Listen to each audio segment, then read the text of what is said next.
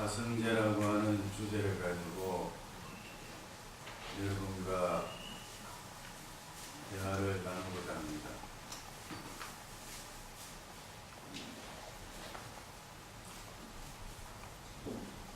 여러분이 부처님을 바라보는 목적이 무엇입니까? 여러분께서 제가 오셔서 부처님께 의지하는 목적이 무엇일까요? 그것은 간단하죠. 여러분 다 아시고 계실 겁니다.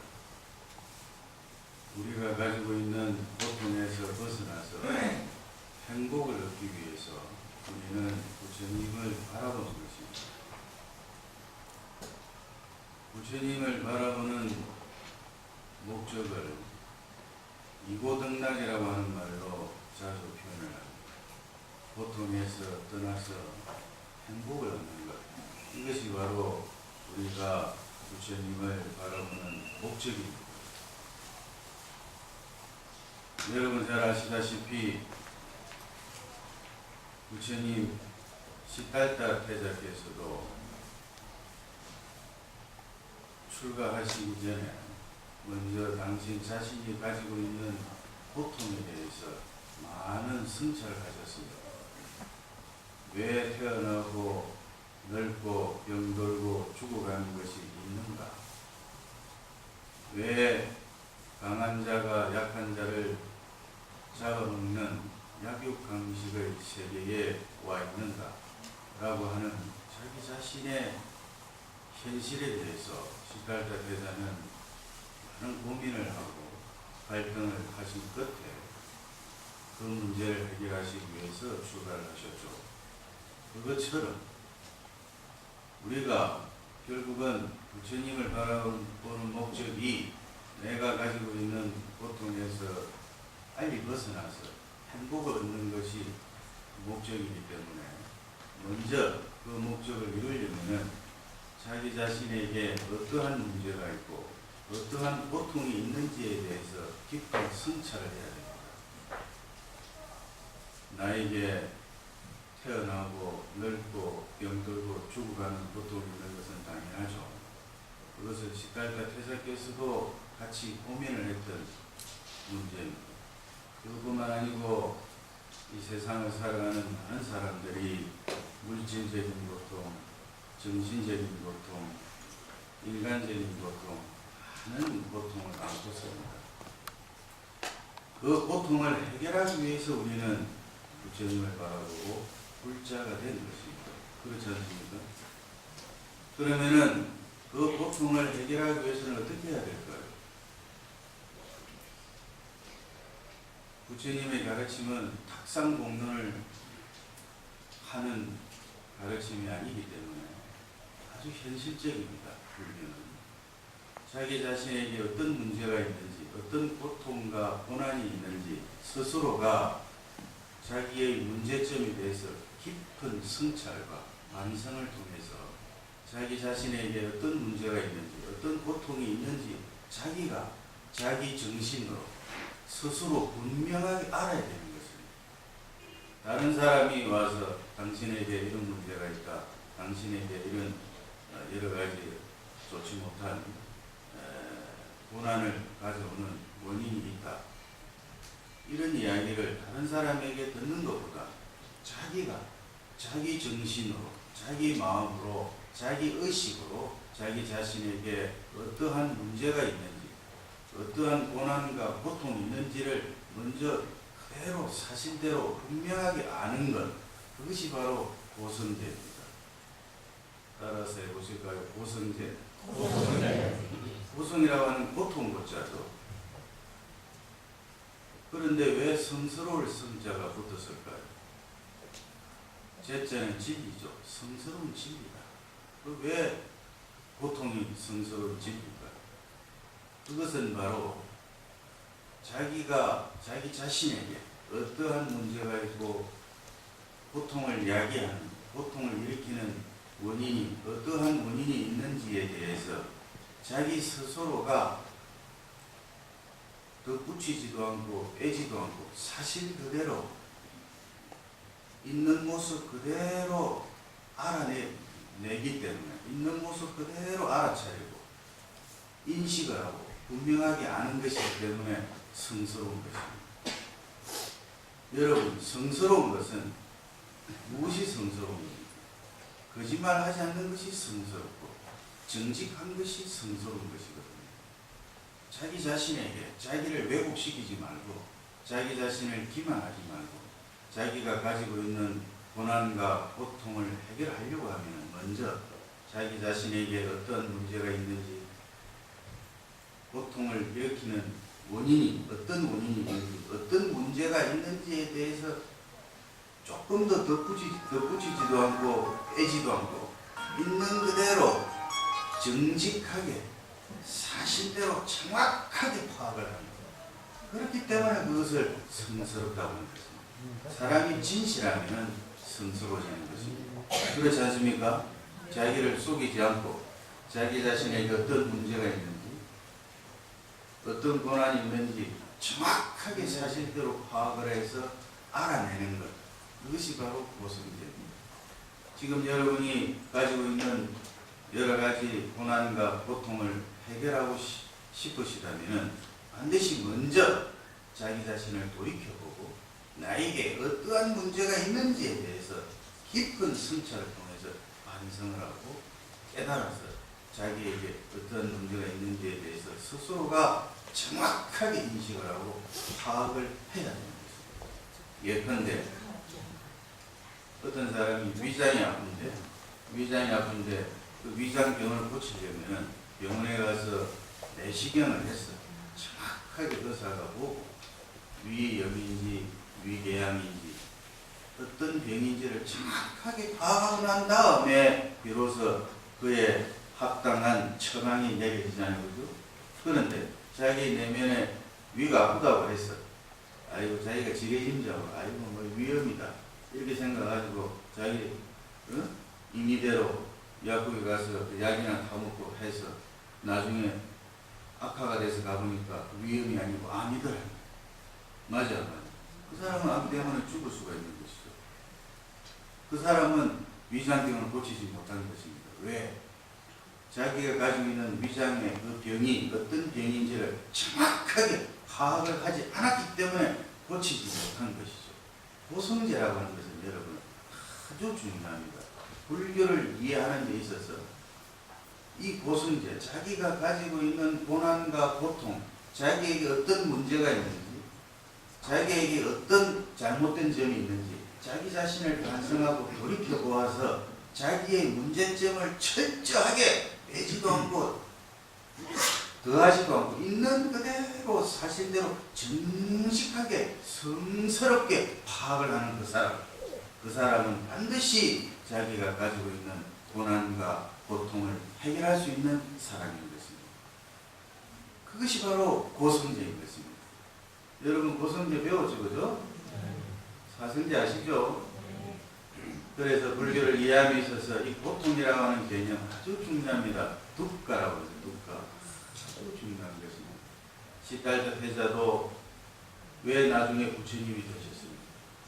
처음에 부처님이 되시기 전에 당신이 어떤 고난과 어떤 고통이 있는지에 대해서 스스로가 철두철미하게 정직하게 진실하게 파악을 했기 때문에 그 문제를 해결하시고 부처님이 될 수가 있었던 것입니다.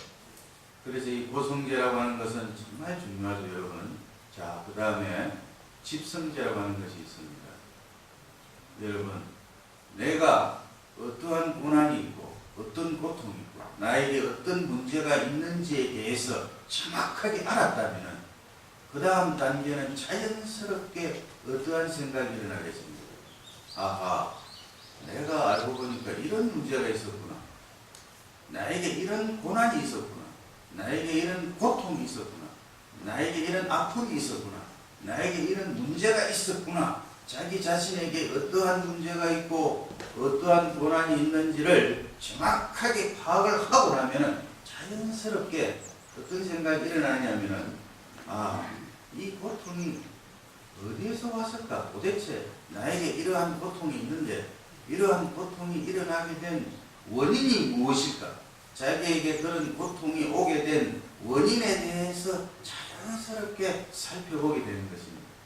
그것이 이성을 가진 우리 인간의 사고 구조가 그런 것입니다. 나에게 어떤 문제가 있으면 예컨대 병원에 가서 내시경을 해보니까 처음에는 위염인 줄 알았는데 내시경을 의사가 하라고 해서 해보니까 사진을 보고 피검사를 하고 해보니까 위궤양이더라고요. 그래서 의사가 진단하기를 위궤양입니다 이렇게 진단을 하더라고요. 그 진단을 딱 받고 나니까 자기 위장병이 위궤양인 줄 딱 진단을 정확하게 하고 나니까 자연스럽게 자기가 생각이 나는 거야. 아, 내가 위궤양이 온 이유가 담배를 많이 피웠다든지 그동안에 술을 많이 내가 먹었구나. 아니면 성질을 많이 내고 고함을 많이 질렀구나. 응? 그리고 안 좋은 생각을 많이 하고 규칙적인 생활을 하지 않고 음식을 과식을 하고 내가 좋지 못한 생활을 했었구나라고 하는, 말하자면 그 위궤양이 오게 된 그 원인에 대해서 자연스럽게 알아지는 것입니다. 아시겠습니까? 그것처럼 여러분, 내가 내 자신에게 무슨 고통이 있는지, 무슨 문제가 있는지에 대해서 정확하게 파악을 하고 알게 되면은 자연스럽게 어떤 깨달음이 오느냐면은, 아, 내가 이런 고통이 오게 된 이유가, 나에게 이런 아픔이 있고 슬픔이 있고 고난과 고통이 오게 된 이유가 사실은 내가 과거에 지금까지 살아오면서 이러한 사고방식을 가지고 이런 생각을 했고 저런 생각을 하고 이런 생활을 했기 때문에 그렇구나라고 하는 그 고통이 오게 된 이유에 대해서 자기 스스로가 알게 되는 것입니다. 그것이 바로 집성제인 것입니다. 내가 고통을 해결하기 위해서는 첫째, 내가 어떤 문제가 있는지 고난이 있는지를 정확하게 알아야 되고, 그 다음에 이 고통이 어디에서 왔는지 그 원인에 대해서 정확하게 파악을 하게 되는 것입니다.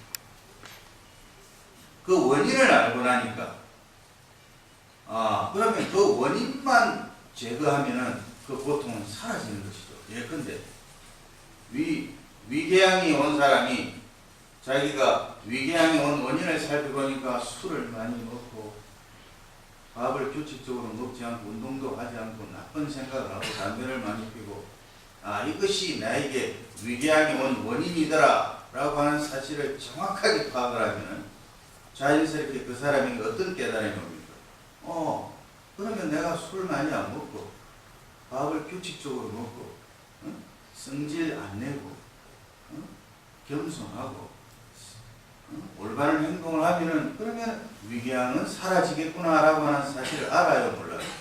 자연스럽게 알아지는 것이죠. 그렇지 않습니까? 그것이 바로 멸성제인 것입니다. 소멸할 멸자입니다. 모든 것을 소멸할 때 고통의 원인을 소멸시키고, 내가 고통스러워하고 아파하고 고난과 고통이 오는 그 원인과 이유를 소멸된 경지가 멸성제인 것입니다. 여러분, 우리에게 고난이 있다면 고난이 없는 상태로 있는 것입니다. 그렇지 않습니까? 고난이라고 하는 것이, 고통이라고 하는 것이 본래부터 존재하는 것이 아니거든요. 부처님의 가르침에 따르면 우리가 하는 생각과 말과 행동 때문에 고난이 온 것입니다. 그렇다면 내가 생각을 바꾸고 말을 바꾸고 행동을 바꾸면 그러한 고난은 사라지는 것입니다. 행복해지는 것입니다. 그것이 멸성된 것이죠. 부처님의 가르침에 따르면 고난이 오는 원인을 두 가지로 부처님은 가르쳐 주셨습니다. 첫째는 가래라고 합니다. 땀하라고 하죠. 가래, 갈증입니다. 애착입니다. 사람에 대한 갈증을 느끼고 애착합니다. 돈에 대한 갈증을 느끼고 애착합니다. 명예에 대해서 갈증을 느끼면서 애착합니다. 몸뚱아리에 대해서 갈등을 느끼면서 애착을 합니다. 목마른 사람이 물을 찾듯이 끊임없이 어떤 명예나 돈이나 사람이나 욕망에 갈증을 느끼고 애착을 하는 것이죠. 그것이 하나의 원인인 것입니다.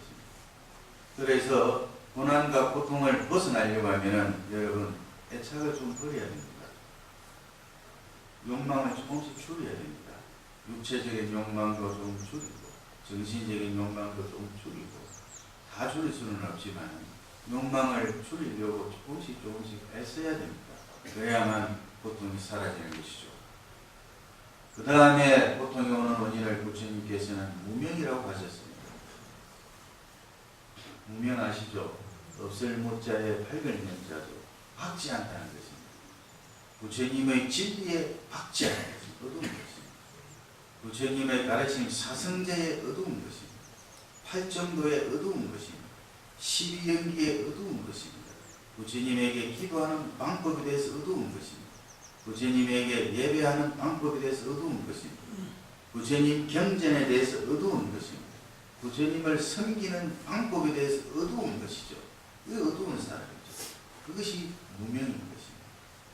부처님의 진리를 잘 모르는 사람, 부처님의 가르침을 이해하지 못하는 사람, 부처님의 가르침을 실천하는 방법에 대해서 정확하게 파악을 하지 못하고 있는 사람, 그분은 무명이 짙은 사람이죠. 그 무명이 또 다른 고통의 원인이라고 했습니다. 그래서 여러분, 그 고통의 원인인 무명을 제거하시기 위해서는 오늘 여사님께서 목탁을 치셨습니다만 얼마나 훌륭한 방법입니다.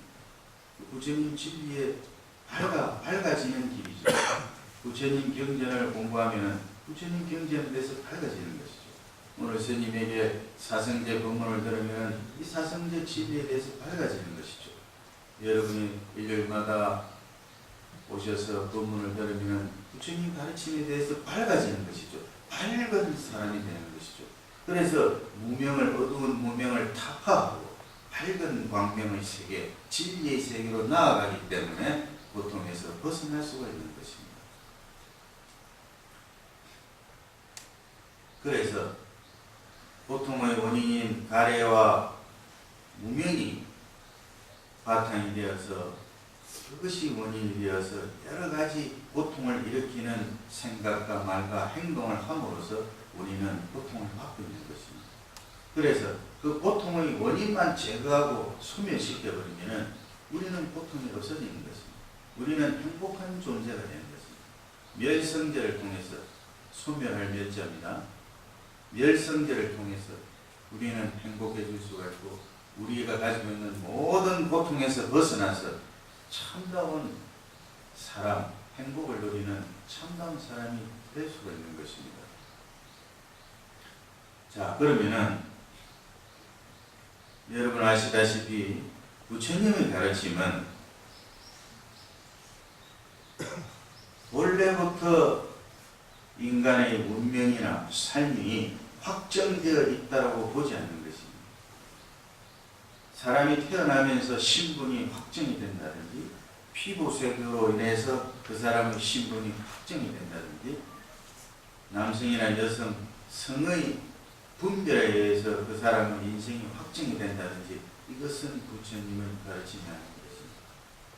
그 사람이 귀한 사람이 되고 천한 사람이 되고 그 사람이 성공한 사람이 되고 실패한 사람이 되고 그 사람이 밝은 사람이 되고 어두운 사람이 되고 그 사람이 존경받는 사람이 되고 멸시받는 사람이 되는 것은 그 사람의 운명이 아니고 그 사람의 부모 때문에도 아니고 그 사람의 조상 때문에도 아니고 그 사람이 조상의 묘가 잘못되어서 온 것도 아니고 주변 사회 구조가 그래서 그런 것도 아니고 모든 것은 자기의 생각과 말과 행동으로 인해서 자기의 운명이 결정이 된다고 부처님은 가르치고 있는 것입니다.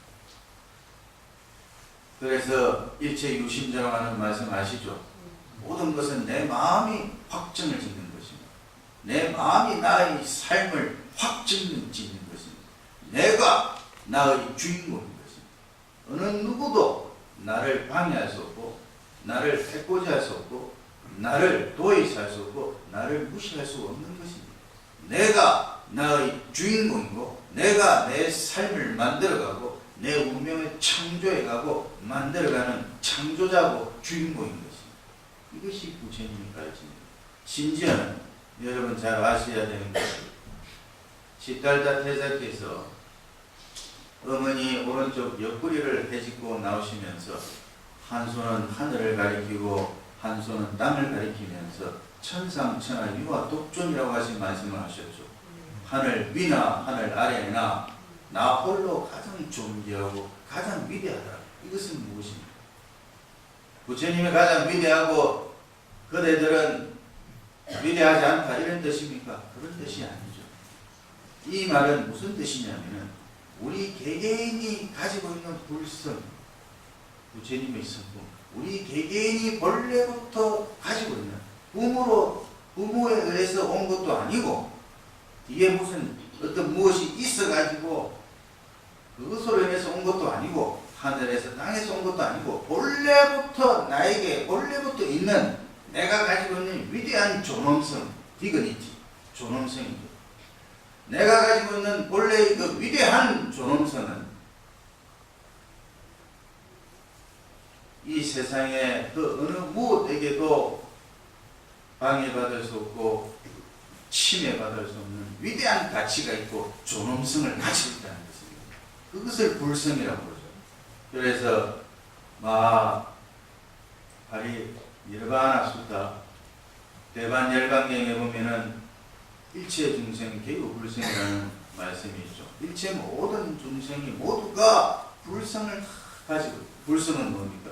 부처님의 성품을 가지고 있는, 부처님의 성품을 가지고 있는 우리는 얼마나 위대합니까? 참으로 위대한 것입니다. 천상천하 유아 독존이거든요.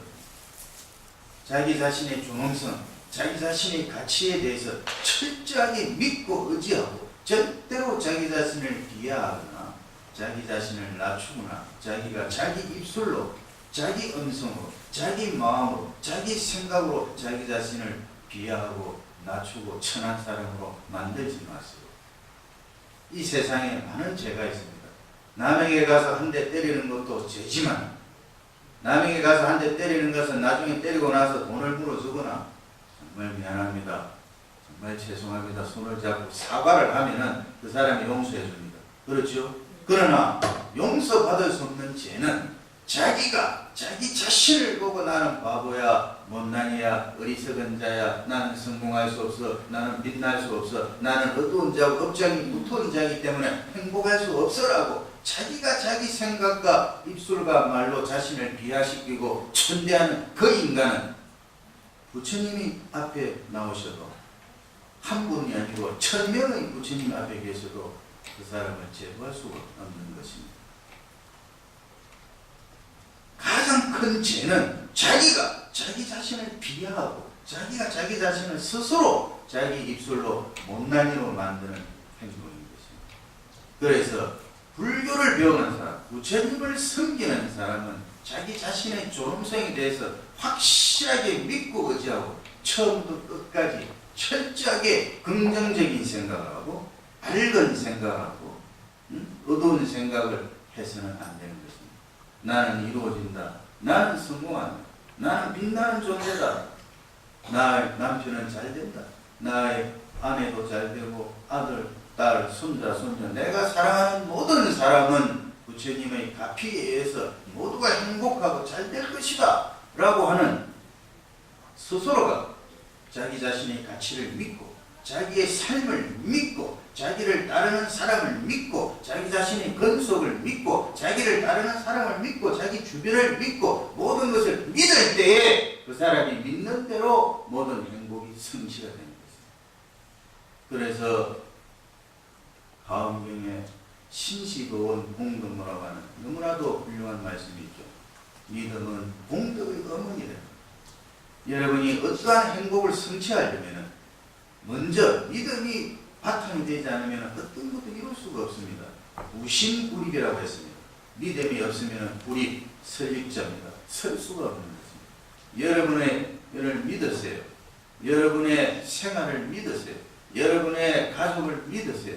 여러분의 미래, 여러분 개개인의 미래에 대해서 확실하게 믿고 의심하지 마세요. 만약에 자기의 미래와 자기의 삶과 자기의 미래와 자기가 사랑하는 아들과 딸, 남편, 아내, 손자, 손녀, 자기가 하는 일, 자기의 삶에 대해서, 생활에 대해서 의심이 들어오려면 그 자리에 즉시 자기 뺨을 한 대 크게 후려치세요. 그때 막아붙는 것입니다.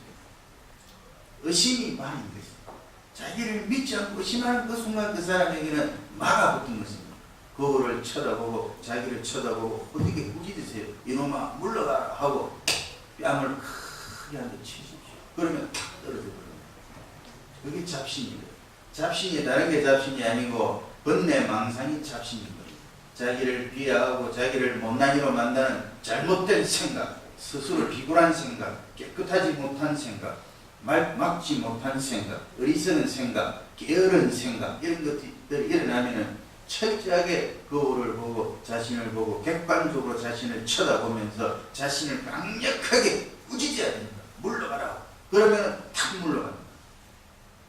여러분, 불교는 위대한 종교입니다. 부처님의 가르침은 정말로 위대한 종교입니다.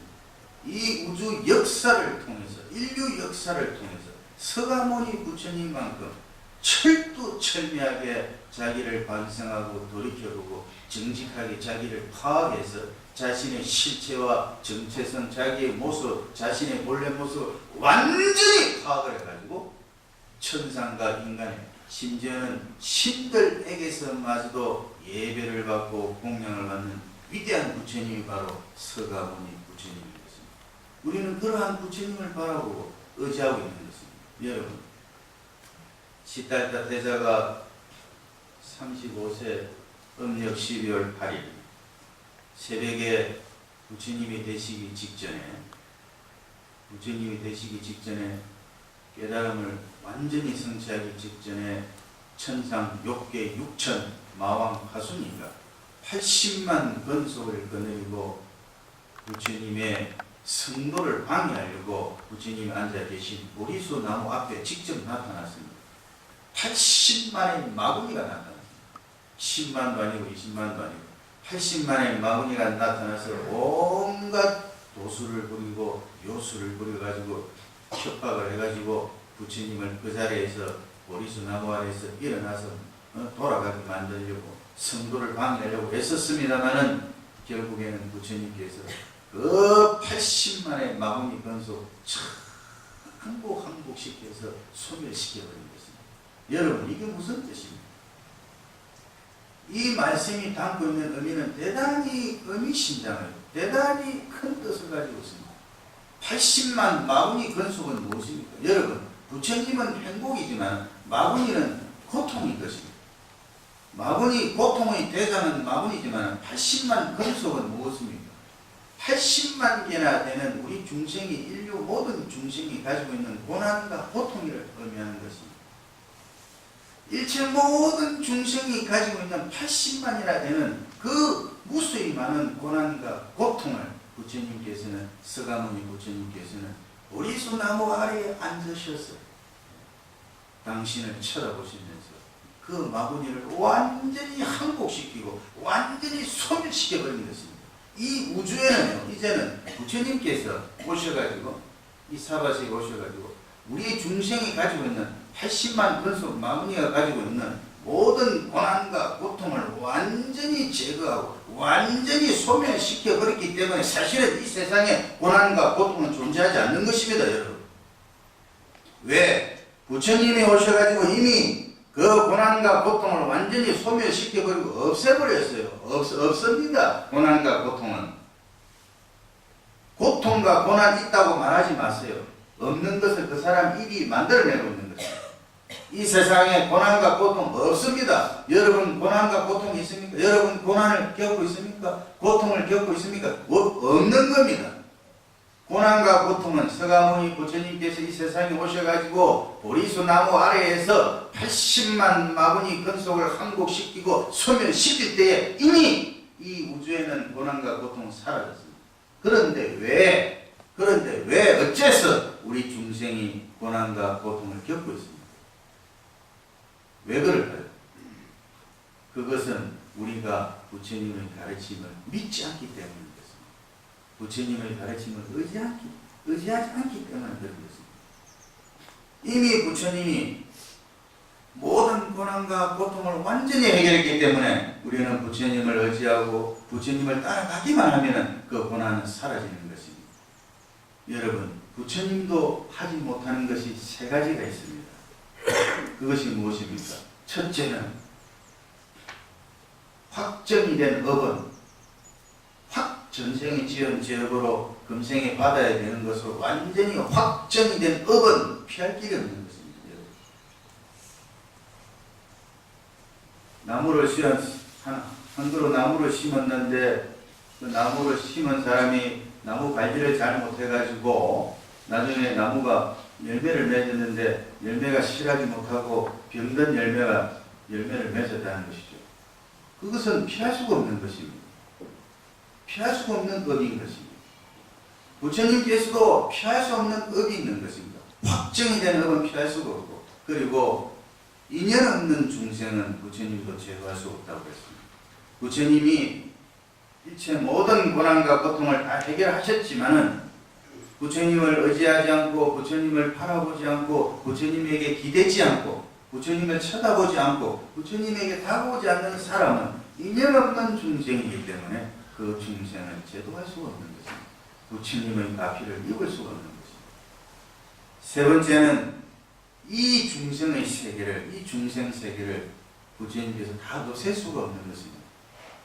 부처님을 의지하고 바라보는 중생은 부처님께서 그 중생을 거두어서 행복의 세계로 이끌어 가시지만 부처님을 바라보지 않는 중생은 제도할 길이 없기 때문에 이 사바세계 중생 세계를 부처님도 다 없앨 수가 없다고 하신 것이죠. 부처님도 하지 못하는 것이 세 가지가 있는 것입니다. 여러분, 철저하게 믿어야 됩니다. 철저하게 믿고 철저하게 기대해야 됩니다. 자기 자신의 존엄성을 믿고 절대 자신을 의심하지 마시고 모든 것이 된다고 하는 확신을 가지고 기도하십시오. 기도하고 의지하면 여러분 모든 것이 이루어지고 성취가 됩니다. 그래서 부처님이 내가 가지고 있는 그 고통이 결국에는 내가 하고 있는 생각과 말과 행동에 의해서 내가 하고 있는 행실 때문에 내가 하고 있는 행동에 의해서 왔기 때문에 그것만 해결하면 그 행동만 고치면 돼요.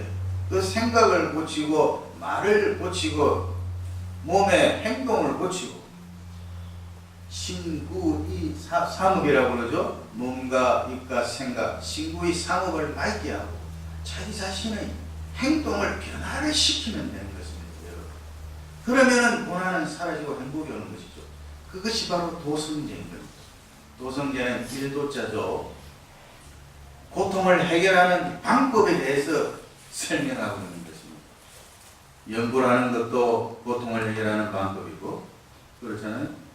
그 다음에 주력을 하는 것도 고통을 해결하는 방법이고 참선을 하는 것도 고통을 해결하는 방법이고 육바라밀을 행해서 봉사를 많이 하는 것도 고통을 해결하는 방법인 것입니다. 여러분, 연구를 많이 하는 것, 사람은 두 가지 측면에서 고난이 일어납니다. 고통이 있습니다. 첫째는 감성적인 면이 있고 이성적인 면이 있습니다. 감성은 이성하고 달라요. 좋다, 나쁘다, 기쁘다, 슬프다, 행복하다, 불행하다 이런 느끼는 감성이 있죠. 여성들이 주로 남성에 비해서 감성적입니다. 이 감성에 병이 든 사람은요, 병이 든 사람은 행동을 이상하게 해요. 이성적으로 해서는 안 되는 일인데 행동을 하고, 그 좀 감성에 병이 든 사람은 사람은 참 좋은데, 사람은 좋고 법 없어도 살 사람 같은데, 이 감성에 병이 든 사람한테는 이성적으로 이것이 좋다, 나쁘다 아주 이렇게 논리적으로 참 설명을 잘해줘도 경우를 따져서 설명을 잘해줘도 감성에 병이 든 사람은 따라오지를 않아요.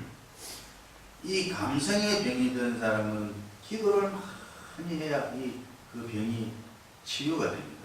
부처님에게 감성에 병이 든 사람은 사랑을 많이 못 받아서 병이 생긴 것이에요.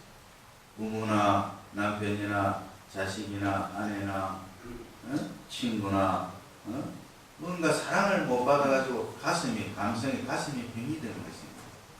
여러분, 감성의 병이 된 사람은 기도를 많이 하셔가지고 부처님을 바라보고 어느 순간에 부처님이 존재하신다는 사실을 기도를 통해서 탁 알아차려가지고 너무나도 가슴에 감동이 와가지고 부처님의 자비와 그 가피에 너무나도 충만해가지고 행복해서 자기도 모르게 눈물이 쫙 흐르고 끊임없이 부처님 앞에 눈물을 많이 흘리면서 기도를 많이 하고 기도를 통해서 감동을 많이 받으면은 자기 속에 감성 분야에 감성 쪽에 있는 잘못된 생각이나 잘못된 병이 치유가 되고 고통이 되는 것입니다. 말하자면 사라지는 것입니다. 아시겠습니까? 그래서 기도를 많이 하셔야 됩니다. 그리고 또 보면은 이 이성의 병이 든 사람이 있어요. 그것은 뭔가 이성은 무엇입니까? 옳고 그름을 분명하게 따지고 앉을 자리, 설 자리 구별하고 분명하게 따지는 것이거든요. 그런데 보면은 주변에 어떤 사람 보면은 사람은 참 너무 좋은데 앉을 자리인지 설 자리인지 해야 될 말인지 안 해야 될 말인지 분별을 잘 못하는 사람이죠. 그런 사람은 그 이성의 병을 고치려면은 판단력이 있어야 되고 분별이 있어야 되는데 그런 사람은 참선을 해야 되는 것입니다. 화두를 하나씩 들고 이먹고 이 몸뚱아리 끌고 다니는 물건이 무엇인고 하고 그 이먹고 화두죠. 따라서 해보세요. 이먹고 이 몸뚱아리 끌고 다니는 물건이 무엇인고 그게 화두죠. 화두. 그리고 또 조수 스님이 내려주신 화두가 있죠. 어떤 스님이 조수 스님을 선사를 칭견했는데 마침 개가 한 마리 지나가더라고요. 그래서 그 젊은 스님이 질문을 하니까 스님 저 개한테도 불성이 있습니까? 하니까 없느니라. 아니 부처님께서도 열방에 보면 일체 중생 개유 불성이라 모든 중생이 다 불성이 있다라고 했는데 왜 조수 스님은 없느니라 하셨을까? 왜 그 스님이 없다고 하셨을까? 왜 없다고 했을까? 왜 하고 그 조수 스님이 없다라고 하신 그 뜻에 대해서 깊이 살펴보고 집중해서 공부해 나가는 거예요. 이게 뭐예요? 이게 화두를 든다고 그러죠? 맞아요? 자, 아시겠습니다만 그 화두를 더 들고 공부를 오래 하다 보면 어떤 일이 생기냐면 딱 깨달음이 와요. 자기 스스로 깨달음이 오면서 사실을 사실대로 판단하고 알게 되는 분별력이 생겨버립니다. 그래서 이성에 있던 분별력이 없던 그 병이 싹 사라져버려요. 그래서 여러분 참선과 연구를 병행해서 하셔야 됩니다. 그러면 여러분에게 이성에 걸려있는 병도 치유가 되고 감성에 맺혀있는 병도 치유가 되는 것입니다. 그 두 가지를 함께하는 아주 좋은 방법이 있습니다. 그것은 연불선이라고 그러거든요. 따라서 해보세요. 연불선. 저도 평생 연불선을 하고 있습니다만 이 연불선이 참 좋아요. 이게 뭐냐면 그냥 기도 열심히 하면서 간세음보살, 간세음보살이 명호를 열심히 부르는 것입니다. 이 기도죠. 이렇게 기도를 열심히 하면서 자꾸 불러야 됩니다. 불러야 모든 것이 해결이 되거든요. 그렇지 않습니까? 여러분 교통사고 나면은 보험회사 직원을 불러야 되죠. 응? 사고가 강도가 오면 경찰을 불러야 되죠. 응? 아버지를 부르든지 친구를 부르든지 남편을 부르든지 자식을 부르든지 누구든 일단 불러야 해결되죠. 여러분이 가지고 있는 문제를 해결하려면 어떻게 해야 돼요? 첫 번째는 무조건 불러야 되는 거예요. 불러야 해결이 돼요. 안 부르면 해결이 되지 않는 것입니다. 맞습니까? 안 맞습니까? 그래서 간세음보살을 부르는 거예요. 그래서 아미타 부처님을 부르는 겁니다. 간세음보살은 이름이잖아요. 간세음보살은 이름이잖아요. 우리는 이름이나 말자는 명호라고 하죠. 명호. 이런 명자. 아미타 부처님, 나무 아미타 부처님 이름인 것입니다. 명호인 것입니다. 불러야 여러분 모든 것이 해결이 되는 것입니다. 불러야 됩니다. 간세음보살. 간세음보살 자꾸 부르면요. 겁이 나서 간세음보살 지금 오십니까? 누가 해코지 하려고 해도 해코지 못합니다. 여러분 어릴 때 이런 아가씨들, 연세대생 보살님들 중학교 다니고 할 때 소녀 시절에 동네에 건들건들하는 건달이 말이야, 나이가 드는 애들이 막 남자애들이 해코지 하려고 막 못된 짓 하면 오빠 부른다, 아빠 부른다 하면은 이놈들 겁이 나서 다가오지 못하죠? 오빠가 힘이 세고 운동을 하고 능력이 있으면 내가 오빠 부른다, 아빠 부른다 하면 이놈이 못 오잖아요. 여러분, 진리는 여러분이 생활하는 일상생활 속에 진리가 있는 것입니다. 어렵게 생각하지 마세요. 진리는 세수하다가 코 만지는 거라 했습니다. 세수하다가 코 못 만지는 사람이 없잖아요. 너무 진리는 가까운 데 있기 때문에 등자 밑이 어두운 겁니다. 제가 늘 하는 이야기지만 등자 밑이 어디에 있습니까? 여기, 이것이 등자 밑입니다. 이게 눈을 등잔이라고 보면 등잔같이 생겼잖아요. 불이잖아요. 이게 없으면 볼 수가 없잖아요. 등자 밑에 턱이 있죠. 턱 밑에 이 그늘이 있잖아요. 그늘이. 여기가 등자 밑이 어두운 겁니다. 여기가 마음이 있는 자리거든요. 아비다르마라고 하는 불교 철학에 보면은 마음은 심장 토대에 있다고 했습니다. 심장 부근에, 심장 안에 피가 흐르는 그곳에 우리 의식이 자리 잡고 있다고 했습니다. 여기가 마음이 있는 자리인 것입니다. 그래서 심장이라는 한자를 봐도 마음 심자에다가 감출장자죠. 그죠? 여기에 마음이 감추어져 있다는 것이죠. 불교 철학에 보면, 아비다르마에 보면은 마음은 심장 안에, 심장 토대를 해가지고 이 안에 있다고, 여기에 있다고 했습니다. 심장이. 등장이 어두운 것이 여기 있는 것입니다. 여러분이 가지고 있는 문제를 해결하려면 여러분 마음을, 심장을 돌아다 보세요. 자기를 그냥 쳐다보세요. 자기를 살펴보세요. 겁을 내지 말고 차분하게. 호랑이한테 물려가도 정신만 차리면 산다는 그 말이죠. 어떤 고난과 고통에 봉착이 되면 겁을 내지 말고 자기를 쳐다보세요. 고통을 받고 있는 자기를 돌아다 보세요. 그것이 팔정도의 정념이라고 하는 것입니다. 따라서 해보세요. 정념. 팔정도의 정념 있죠? 말을 정자에 생각념자. 그게 팔려 삿이라고 하는 것입니다. 그것이 영어로 마인드풀너스, 알아차림이라고 하는 것입니다. 자기 자신이 어떤 상태에 있는지 스스로가 남에게 기대지 마세요. 부처님만 기대세요. 부처님만 기대세요. 부처님에게 기대면 상처받지 않습니다. 그러나 남에게 기대면 상처받습니다. 아시겠습니까? 천지만물이 모두 무상하고 무너지고 깨어지고 사라지고 흠하게 사라지기 때문에 남에게 기대지 마세요. 여러분, 상처받습니다. 나에게, 내 속에 있는 부처님을 바라보고 부처님께 기대면 영원히 의지할 수 있는 의지처를 얻게 되는 것이죠. 그래서 부르는 것입니다. 불러야 모든 문제가 해결이 되기 때문에 부르는 것입니다. 아시겠습니까? 여러분, 간성보살님은 열심히 부르는, 어떤 사람은 왜 그렇게 부르기만 하면 다 해결됩니까? 그러면 부르기만 하면 모든 것이 해결됩니다. 부처님을 부르세요. 간성보살님을 부르세요. 몸에 쓸데없는 걸 지니고 다니지 마세요. 간성보살을 부르면 그 간성보살을 부르는 그 연불소리가 나를 지켜주는 힘이고, 부적을 천장만장을 가지고 다니는 것보다 간성보살을 부르면 간성보살을 부르는 그 힘이 나를 지켜주는 위대한 신풍력을 가진 것입니다. 그렇게 간성보살을 열심히 부르다가 어느 순간에 힘이 될 때가 있죠. 숨도 차고 몸도 힘이 될 때는 어떻게 해야 됩니까? 그러면 간성보살을 부르는 걸 잠깐 중단하고 이렇게 열심히 간성보살을 부르고 있는 이 물건이 무엇일까? 라고 한번 돌이켜보는 것입니다. 이것이 화두를 내는 거예요. 아시겠습니까? 그러니까 연구하고,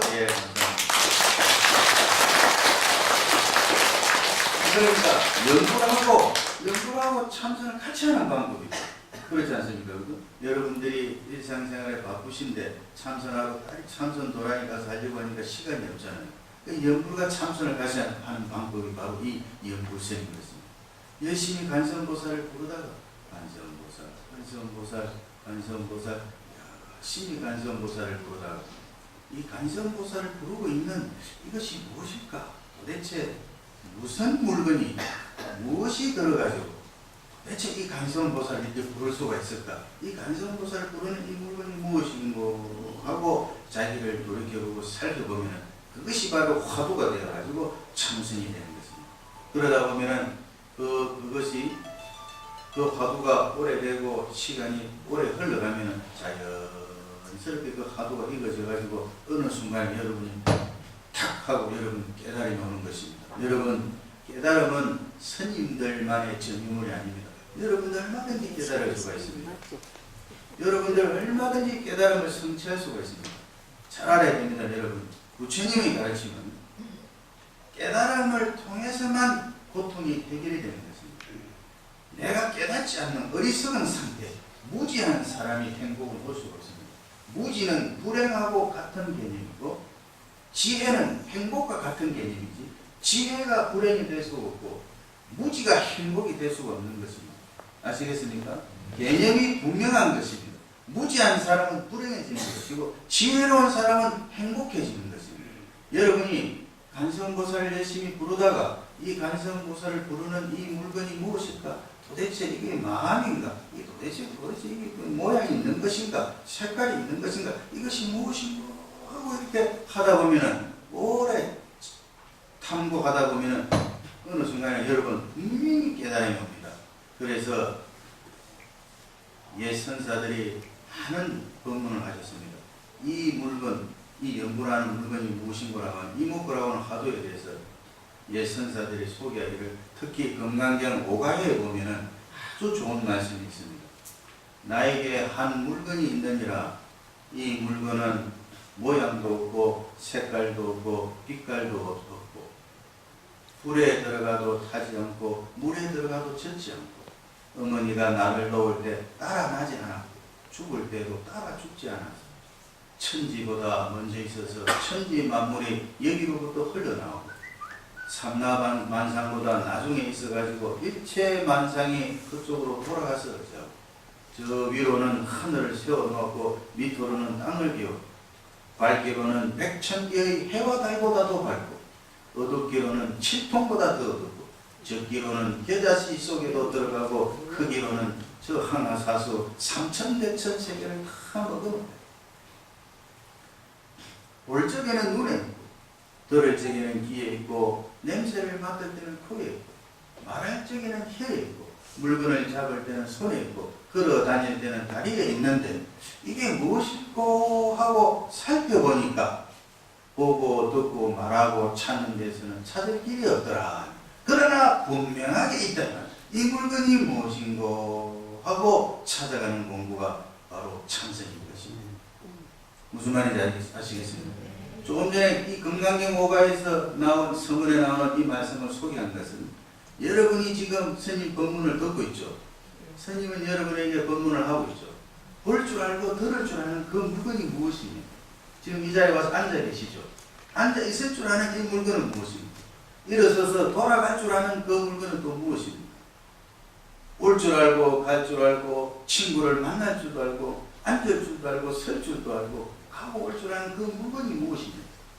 그 물건이 무엇인고 하고 공부해 가노라면 여러분에게 반드시 큰 깨달음이 와서 행복이 오는 것입니다.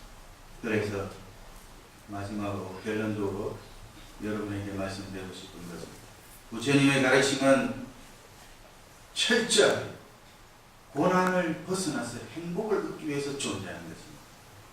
우리가 부처님을 바라보는 목적은 스님뿐만 아니고 여러분들 모두가 우리가 가지고 있는 고통을 빨리 벗어나서 행복을 얻기 위해서 이 자리에 와 있는 것입니다. 그 행복을 얻기 위해서는 그러면 어떻게 해야 되느냐? 반드시 자기 내면에서 자기 자신에게서 자기 정신으로 남의 정신으로 하면 안 됩니다. 자기 속에서 자기 정신으로 부처님의 가르침을 자기 속에서 깨달아야 되는 것입니다.